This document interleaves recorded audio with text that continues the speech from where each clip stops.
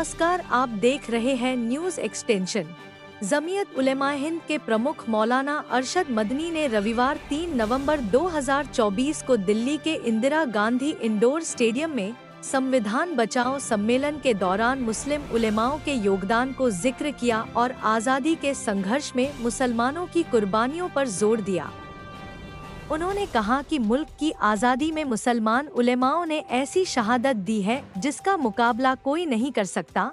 कार्यक्रम में मौलाना मदनी ने कथित फिरकाप्रस्त ताकतों की आलोचना करते हुए कहा, ये ताकतें हिंदू, मुस्लिम, सिख, ईसाई को अलग अलग करना चाहती हैं, लेकिन हम मानते हैं कि ये सभी भाई हैं और भाईचारे को तोड़ने की साजिश रची जा रही है।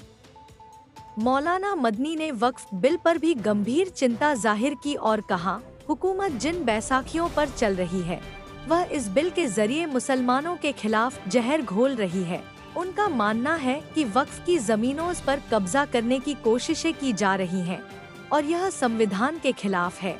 देश में बढ़ते बुलडोजर एक्शन पर मौलाना मदनी ने कहा, देश में बुलडोजर से गिरने वाले 95% मकान मुसलमानों के हैं। उन्होंने इसे अन्यायपूर्ण बताते हुए सवाल उठाया और कहा, गलती किसी एक आदमी की होती है, लेकिन पूरा मकान गिरा दिया जाता है जिससे माँ बाप, बीवी, बच्चे बेघर हो जाते हैं। आगे सुनिए मौलाना मदनी ने क्या कहा। चैनल को सब्सक्राइब करना न भूले।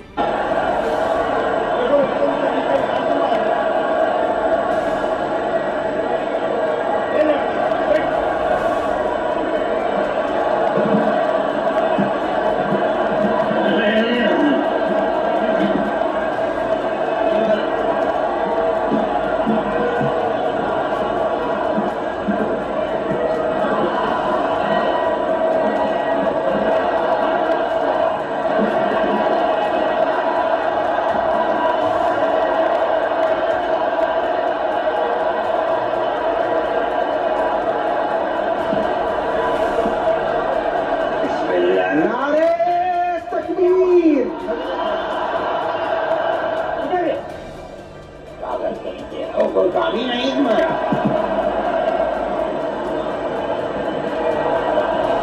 बिस्मिल्लाहिर्रहमानिर्रहीम।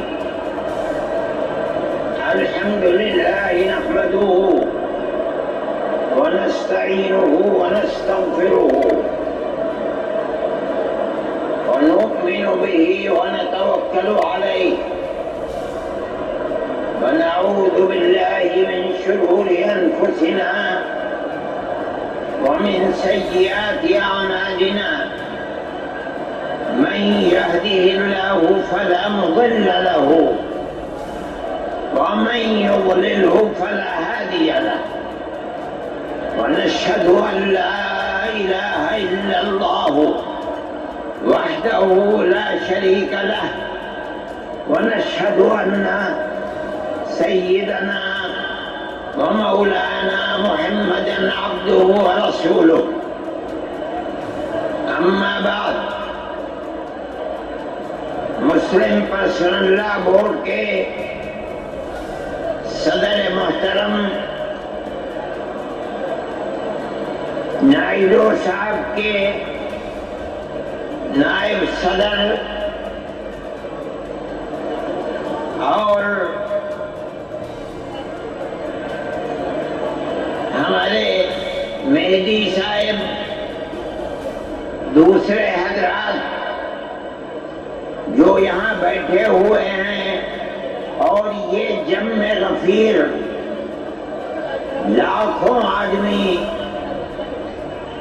جو آئے ہیں جمعیت علماء کی دعوت پر، میں جمعیت علماء کے ان ورکرز اور آئے ہوئے مہمانوں کا دل کی گہرائیوں سے شکریہ ادا کرتا ہوں۔ جن لوگوں نے جمعیت علماء ہند کی دعوت پر اپنے احباب کو جمع کیا اور اپنے خرچ سے جمعیت علماء کا ایک پیسہ کیا پھوکی کوڑی بھی نہیں لگی، آپ ہی لوگ کروڑوں روپیہ خرچ کر کے اپنی بسوں کا خود ہی انتظام کر کے یہاں تشریف لائے دعوت پر اور آ کر بیٹھے. جمعیت علماء ہند کے خدام کے دل میں اس کی بڑی قدر ہے. اللہ آپ حضرات کو اس کا بہتر بدلہ عطا فرمائے. میرے محترم بزرگوں، آج ہی کا مسئلہ یہ نہیں ہے. جمعیت علماء ہند کی ایک تاریخ ہے اور ایسی تاریخ ہے اپنے اس ملک کے لیے جو کسی دوسری ہندو مسلم پارٹی کے پاس نہیں ہے. علماء نے اس ملک کی آزادی کے لیے اگر آپ ان کی تاریخ کو پڑھیں گے تو آپ کو اندازہ ہوگا کہ ان کی اس ملک کی آزادی کے لیے قربانیاں 150 سالہ قربانیاں ہیں. کوئی اس ملک کے اندر ہندو مسلم ایسی پارٹی نہیں ہے جس کی تاریخ ایسی قربانیوں کی تاریخ ہو.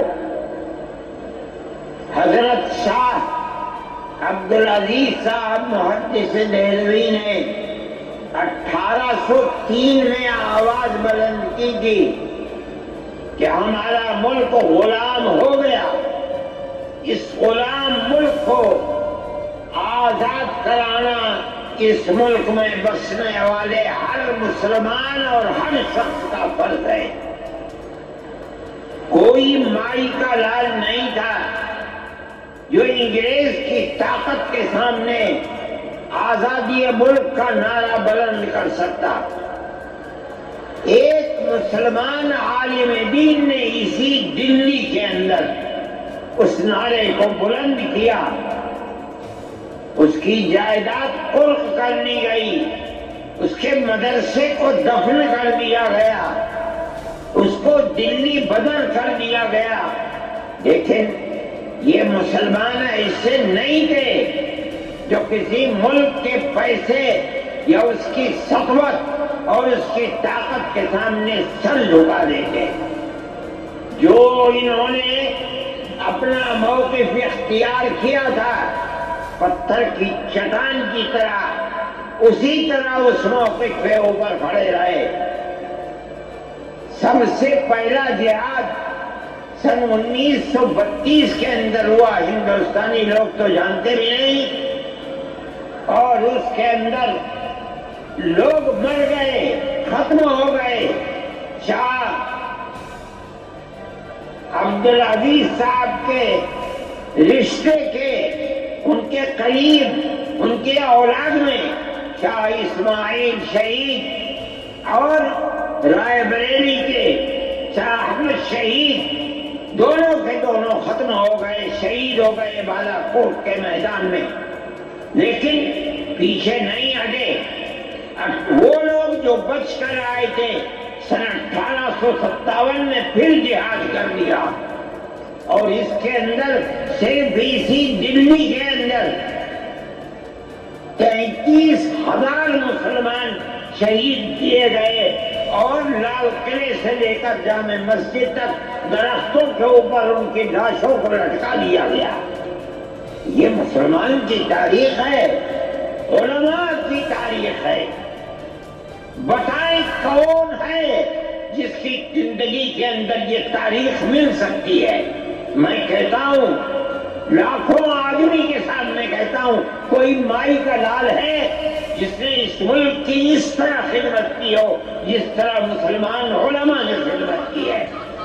میرے بھائی، جمعیت علماء انہی مجاہدین کی بنائی ہوئی جماعت ہے. ہم تو ان کے جوتے سیدھے کرنے والے ہیں. ہمارا کیا کام ہے؟ ایک ہی کام ہے کہ انہوں نے جو جمعیت کی بنیاد کے اندر ہندو مسلم اتحاد اور ملک کے ہر بسنے والے کو ایک پیغام دیا تھا پیار و محبت کا، ہم اسی پیغام کو لیے بیٹھے ہوئے ہیں۔ دنیا توڑنا چاہتی ہے، حکومتیں برباد کرنا چاہتی ہیں، فرقہ پرست ذہنیت آگ لگانا چاہتی ہے، یہ نعرہ دینا چاہتی ہے کہ ہندو الگ، سکھ الگ، مسلمان الگ۔ ہم کہتے ہیں نہیں، ہندو مسلم سکھ عیسائی بھائی بھائی۔ یہ ہمارا پیغام نہیں ہے، ان بزرگوں کا پیغام ہے جنہوں نے پھانسیوں کے تختوں کو چوما، اپنے اس ملک کے لیے چوما ہے، اس کی آزادی کے لیے چوما ہے۔ اس ملک کے اندر یگانگت اتحاد جس کو آج آگ لگایا جا رہا ہے، ہمارے بزرگوں نے اسی اتحاد کے لیے اپنی قیمتی جانوں کو قربان کیا ہے، اور ان کا مقصد یہ تھا کہ ملک آزاد ہو جائے۔ حکومت ایسی بننی چاہیے جو حکومت سیکولر حکومت ہو، کسی کا حق نہ جائے۔ کانگریس اس لیے نہیں بنی تھی، یہ 1803 کی آواز ہے کہ ملک غلام ہو گیا، جہاد کرنا فرض ہے۔ کانگریس کا تو وجود بھی نہیں تھا، کانگریس تو 28 دسمبر 1985 کو بنی ہے، اور اس کا پہلا اجلاس بمبئی کے اندر ہوا ہے۔ آپ لوگ سمجھیں اس کو، کانگریس ملک کو آزاد کرانے کے لیے نہیں بنی تھی، کانگریس کی تجویز موجود ہے۔ وہ کہتے ہیں کہ ہندو مسلم ملک کے بسنے والوں کی اس جنگ و جدال سے دو جہاد، سن 32 کا 1857 کا، اس جہاد کے نتیجے میں جو برطانیہ کی حکومت اور ہندوستان کی حکومت میں دوری پیدا ہو گئی ہے، کانگریس کا مقصد تھا کہ اس دوری کو ختم کر دیا جائے، ملک کو اپنے گردن سے زنجیر غلامی کی نکال کر توڑ دیا جائے۔ کانگریس کا مقصد نہیں تھا۔ میں آپ سے کہتا ہوں یہ بات ہے، اور کانگریس کی تجویز میں موجود ہے، کوئی اس کی تردید نہیں کر سکتا۔ کسی نے حضرت گنگوہی رحمت اللہ علیہ سے پوچھا کہ ایک جماعت بنی ہے جو ہندوؤں نے بنائی ہے انگریز کے ساتھ مل کر، کیا مسلمان اس جماعت میں شریک ہو سکتا ہے؟ حضرت نے فتویٰ دیا اور یہ کہا کہ جس طرح اپنے کاروبار میں ہندو مسلمان شریک ہو سکتا ہے، اسی طرح اس پارٹی کے اندر بھی ہندو مسلمان شریک ہو سکتا ہے، بشرطے کہ دین کو کوئی نقصان نہ پہنچے۔ اس فتوے کا نام ہے نصرت الابرار، جو پرانی مکتبیں ہیں، لائبریریاں ہیں، یہ آج بھی وہاں موجود ہے۔ یہ صرف فتویٰ نہیں ہے، یہ اس لیے ہے کہ یہ اشارہ ہے کہ مسلمانوں کو کانگریس کے ساتھ شریک ہونا چاہیے، اور کانگریس کے اس نظریے کو بدلنا چاہیے۔ کانگریس کے اندر مستقل غلامی کی زنجیر کو توڑنے کے لیے اور انگریز کے ساتھ جہاد کرنے کے لیے تیار کرنا چاہیے۔ مسلمان جوق در جوق اس کے اندر شریک ہوئے، کانگریس کے اس نظریے کو بدل دیا اور کانگریس کو ملک کی آزادی کے لیے کھڑا کر دیا۔ یہ مسلمان کا، علماء کا، جمعیت علماء کا کردار ہے۔ کوئی مانے نہ مانے، تاریخ میں لکھی ہوئی چیزیں ہیں، ہم سے پوچھے ہم وہ تاریخ کی لکھی ہوئی چیزیں لیں گے؟ ہماری تاریخ کو مٹا دیا گیا۔ وہ طبقہ جو آج ملک کے اندر اسلام اور مسلمانوں کو دفن کرنا چاہتا ہے وہ ہماری تاریخ کو دفن کرنے کے اندر کامیاب ہو گیا، مگر ہم کہتے ہیں یہ ہماری تاریخ ہے۔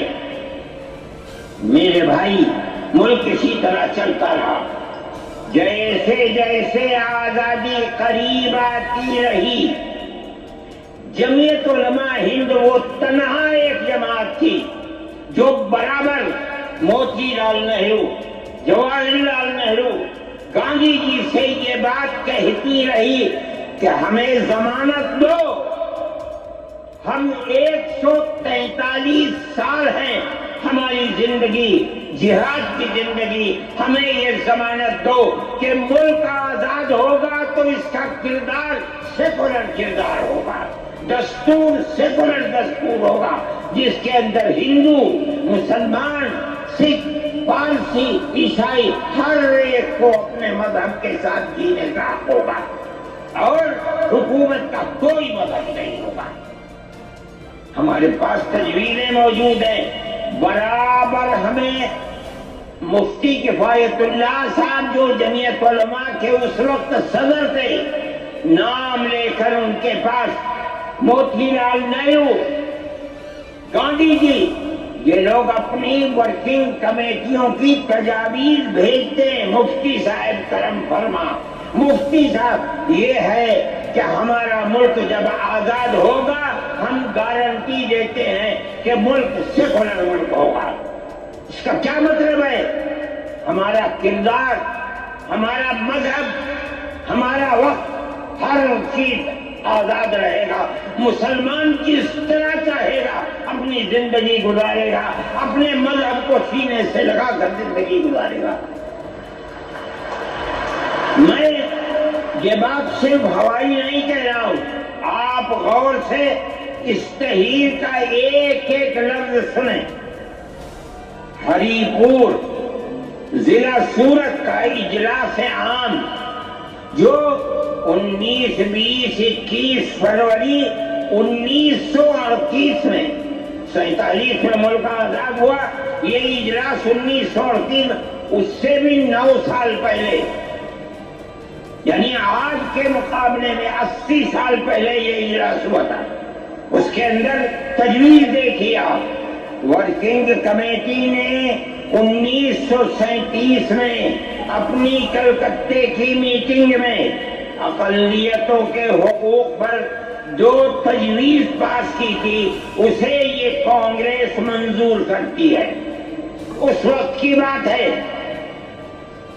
اور نئے سرے سے اعلان کرتی ہے کہ ہندوستان کی اقلیتوں کے تمدنی، مذہبی اور لسانی حقوق کی حفاظت کرنا کانگریس کا پہلا فرض اور بنیادی پالیسی ہے، تاکہ حکومت کی کسی بھی ایسی اسکیم میں جس میں کانگریس شریک ہو اقلیتوں کو ترقی اور نشو و نما کا زیادہ سے زیادہ موقع مل سکے۔ آپ الفاظ پر غور کیجئے، اور وہ قوم کی سیاسی، اقتصادی اور کلچرل زندگی میں پورا حصہ لے سکے۔ اس کے بعد اس بنیاد پر مسلمانوں کو مطمئن رہنا چاہیے کہ آزاد ہندوستان کی حکومت میں ان کا مذہبی فرائض، اذان، نماز، جمعہ، عید، روزہ، حج، زکوٰۃ، مذہبی تبلیغ، مساجد، مقابر، قربانی، مذہبی جلوس، مذہبی جلسے وغیرہ جملہ مذہبی رسوم اور مذہبی ادارے محفوظ ہوں گے، اور اسی طرح ان کی تہذیب و تمدن، ان کے تعلیمی ادارے، خانقاہیں، امام باڑے، عیدگاہیں، تکیے، کربلائیں، آثار قدیمہ، اوقاف وغیرہ سب محفوظ ہوں گے، اور اسی طرح ان کی زبان، ان کی شاعری، رسم الخط وغیرہ سب کے سب آزاد اور محفوظ ہوں گے، کسی پر کوئی رکاوٹ اور قید نہ ہوگی۔ وہ میں آپ سے کہہ رہا ہوں، آپ دیکھیے یو پی کانگریس کا شائع کردہ election board National Herald press Lucknow 1946 کے اندر شاید 10 فروری جو میں نے نقل کیا ہے وہ مٹا ہوا تھا، اس کے اندر یہ بلیٹن شائع ہوا ہے۔ میں کہتا ہوں کہ ہندوستان کی جمعیت علماء کے بار بار کچھوٹے لگانے پر وعدہ کرو کہ ملک سیکولر ملک ہے، وہ وعدہ کرتے چلتے ہیں۔ میں آج آپ سے پوچھتا ہوں کہ اس میں سب سے پہلی چیز ہے کہ مسلمانوں کا مذہب اور مذہبی فرائض محفوظ رہیں گے۔ آج میں پوچھتا ہوں، ملک کی آزادی کو 70-80 سال ہو رہے ہیں، بتائیے کیا محفوظ ہے مسلمانوں کا؟ آپ مذہب محفوظ ہے مسلمانوں کا؟ کیا آپ نے مسلمان مذہب کا مسئلہ قرآن و حدیث سے ثابت ہے؟ آپ جو کچھ کر سکتے تھے آپ نے نکاح اور طلاق کے اندر کر دیا، بڑوں کا محفوظ ہے۔ آپ کی حکومت اتراکھنڈ میں ہے، آپ یکساں سول کوڈ یعنی کوئی تعلق مسلمان کا مذہب سے نہیں ہوگا، گورنمنٹ جو قائم کرے گی اس کے اوپر مسلمان کو چلنا ہوگا۔ کہاں کا سیکولرزم ہے؟ کیا مسلمان اس پر اطمینان کر سکتا ہے؟ آپ کی زندگی اور آپ کی حکومت کا بنیادی ناپاک پتھر یہ ہے کہ مسلمان کو اپنے مذہب سے آپ دور کر دیں۔ کیا آپ اسے قبول کریں گے؟ یہ آج کی حکومت کا یہ مسئلہ ہے۔ مذہبی فرائض کہاں کے آپ زندہ رہ گئے؟ آج آپ نے مسئلہ بنایا ہے کہ اتراکھنڈ کی ریاست اور شہروں کے اندر مسلمان جو 50 سال سے آباد ہے، آباد بھی نہیں رہ سکے گا۔ یہ آپ کا کردار ہے، یہ تصویر ہے اور ناپاک تصویر ہے، ہم کہتے ہیں۔ جس تصویر کو آپ پیش کر رہے ہیں یہ تصویر سیکولر دستور کی تصویر نہیں ہے۔ ہمارا آج کا یہ کنونشن سیکولر دستور کی حفاظت کے لیے ہے۔ کہاں ہے یہ؟ کیا کر رہے ہو؟ اس ملک کو، ملک میں رہنے والوں کے لیے جہنم بنا رہے ہو۔ جمعیت علماء اس کو قبول نہیں کرتی۔ ہم تو کہہ رہے ہیں اس بات کو، کسی کی زبان اٹھتی ہو یا نہ اٹھتی ہو، لیکن ہم کہتے ہیں کہ جو ہو رہا ہے وہ ملک کو آگ لگانے کے لیے، دستور کو آگ لگانے کے لیے ہو رہا ہے۔ جمعیت علماء اسے قبول نہیں کرے گی۔ اگر جمعیت علماء نے اس بدترین حکومت جو یہ کہتی تھی کہ ہماری حکومت میں سورج نہیں ڈوبتا، جمعیت علماء نے کبھی اس کے سامنے سر نہیں جھکایا، اس کے بعد ہم کس کے سامنے سر جھکائیں گے؟ ہمارا سر صرف ایک اللہ کے سامنے جھکتا ہے اور کسی کے سامنے نہیں جھکتا۔ میرے بھائی، آپ ایک اس کو لیتے ہیں، میں کہتا ہوں کیا کہتا ہوں؟ آپ کیا کہتے ہیں؟ اس کے اندر جہاں ہے وہاں اسی طریقے سے اوقاف وغیرہ سب محفوظ ہوں گے۔ اوقاف محفوظ ہیں، یہ آپ کے سامنے حضرت مولانا بیٹھے ہوئے ہیں، تقریر کی ہے۔ اوقاف کو ہڑپنا چاہتے ہیں۔ ہماری مسجدیں اسی دلی کے اندر 400 500 سال کی مسجدیں ہیں، جس میں جمعیت علماء کا دفتر بنا ہوا ہے، عبد النبی اکبر کے زمانے کی مسجد ہے۔ اور کتنی مسجدیں جن کے پاس اوقاف، اللہ اکبر، لاکھوں کروڑ کے اوقاف ہیں۔ جونپور میں جا کر کے دیکھو کیسی مسجدیں ہیں، دلی کے قرب و جوار میں دیکھو کتنی بڑی بڑی مسجدیں ہیں۔ ہندوستان کا وہ طبقہ جو ان مساجد کے اوقاف کو حرف کرنا چاہتا ہے. کہتا ہے اگر کسی وقف زمین یا مسجد یا کسی بھی چیز کے کاغذات وقف کے نہیں آئے اس کو وقف نہیں مانا جائے گا. کون 500 سال پرانے کاغذات لا کر کے پیش کر دے گا؟ قانون یہ تھا کہ جو مسجد بنی ہے، جو وقف پر بنتی ہے وہ وقف ہے. آپ کو کیا درد ہے کہ آپ اس اوقاف کو وقف کو ختم کرتے ہیں؟ اس کا مطلب ہے مسلمانوں کی زمین کو حرف کرنا چاہتے ہو، حرام کھانا چاہتے ہو، اس لیے ان اوقاف کو حرف کرنا چاہتے ہو. ہم اس کو قبول نہیں کرتے. اوقاف ہمارے آباء و اجداد کے کیے ہوئے ہیں. اوقاف اللہ کی ملکیت میں لیے ہوئے ہیں. مسجدیں بنی ہوئی ہیں، آپ ان کی حفاظت کیجیے. اس لیے کہ ہم اس ملک کے رہنے والے ہیں، ہم باہر سے آئے ہوئے نہیں ہیں.